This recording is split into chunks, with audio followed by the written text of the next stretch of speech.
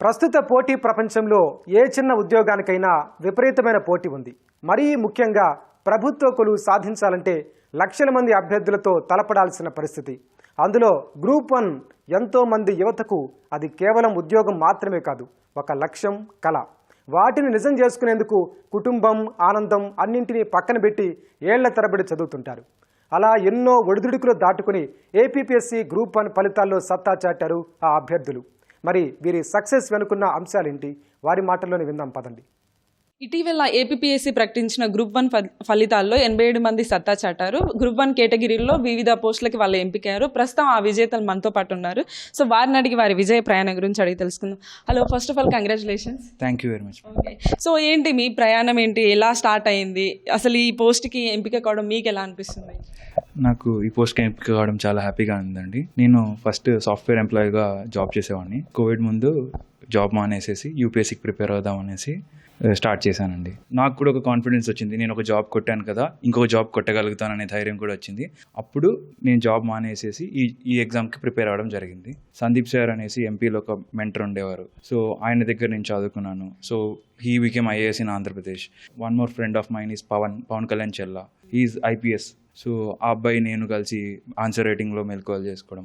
Group 1కి స్పెసిఫిక్గా మనోజ్ కుమార్, ఆయన ఆల్రెడీ గ్రూప్ 1 ఆఫీసర్. సో వీళ్ళ దగ్గర నుంచి నేను మెలకువలు నేర్చుకోవడం, సో దాన్ని నేను ఎగ్జామ్లో అప్లై చేయడం, అది చాలా హెల్ప్ అయింది.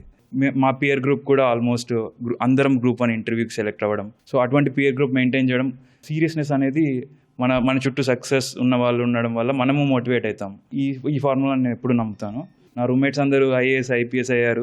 సో నేను కూడా డిఎస్పీ అయ్యాను. I'm very happy for them and as well for me. So అంటే ఎక్కువగా ఈ గ్రూప్ 1 కావచ్చు, 2 కావచ్చు, దీనికి ఎంపిక అయ్యే వాళ్ళు ఎక్కువగా సివిల్స్కి ప్రిపేర్ అయ్యే వాళ్ళు ఉంటుంటారు. సో మీ ప్రయాణం అటు నుంచి ఇటు వచ్చిందా, లేకపోతే కేవలం గ్రూప్ 1 అనే టార్గెట్తోనేనా? యూపీఎస్సీకి ట్రై చేసే వాళ్ళు ఏపీపీఎస్సీకి ట్రై చేస్తారు, టీజీపీఎస్సీకి ట్రై చేస్తారు. ఎందుకంటే సిమిలారిటీ ఇన్ దట్ జాబ్స్. నేను యూపీఎస్సీ కోసమే ప్రిపేర్ అయ్యాను. While giving this exams notification వచ్చినప్పుడల్లా ఏపీపీఎస్సీ రాస్తాను. సో గ్రూప్ 1 ఎగ్జామ్ అలాగే రాయడం జరిగింది. అండ్ ఈ గ్రూప్ 1 ఎగ్జామ్లో నాకు డిఎస్పీ పోస్ట్ రావడం. సో మీ జర్నీలో మీరు ఏ ఫార్ములాని మీరు యూజ్ చేశారు సక్సెస్ అవ్వడానికి?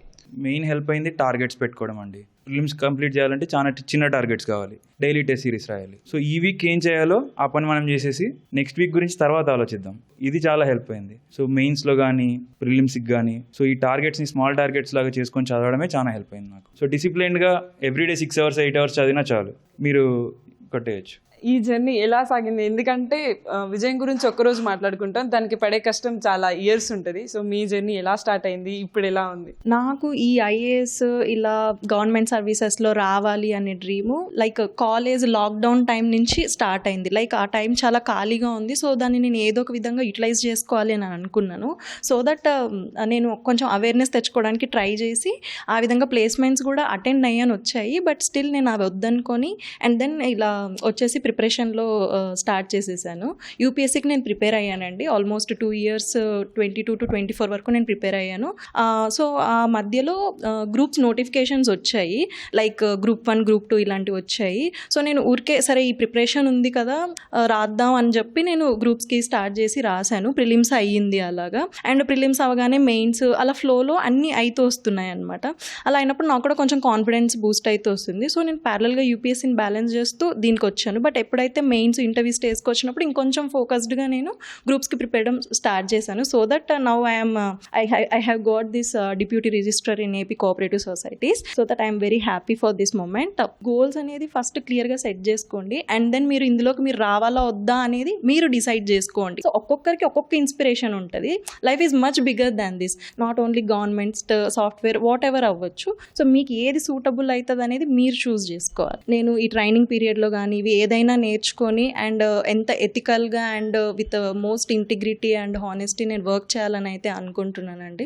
That's my main motto. Okay, so మీరు సివిల్స్ కూడా ప్రిపేర్ అయ్యారని చెప్పారు 2 years.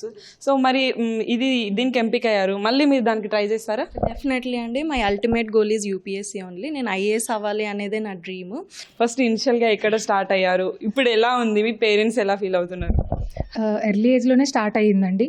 ఇంటర్ ఎంపీసీఏ చేశాను. బట్ ఇంటర్ అయిపోయిన తర్వాత తర్వాత మా పేరెంట్స్ నేను డిస్కస్ చేసుకున్నాము ఏ కెరియర్ పాత్లో వెళ్ళాలి ఏంటి అని.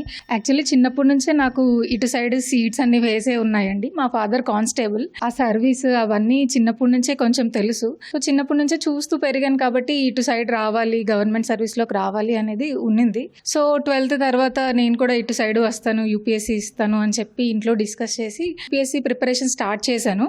మధ్యలో ఇలాగే ఏపీఎస్సీ గ్రూప్ 1 నోటిఫికేషన్స్ వస్తే రాశాను. Fortunately I got selected for DSP post అండి. ఇప్పుడు ఎన్ని అటెంప్ట్స్ ఇచ్చారు మీరు సివిల్స్కి? ఇచ్చారా లేక ఏపీఎస్సీ ఒక అటెంప్ట్ ఇచ్చానండి. ఏపీఎస్సీలో this is my second attempt. First అటెంప్ట్లో ఇంటర్వ్యూ రాలేదు, మెయిన్స్ క్లియర్ అయింది, బట్ ఇంటర్వ్యూ రాలేదు.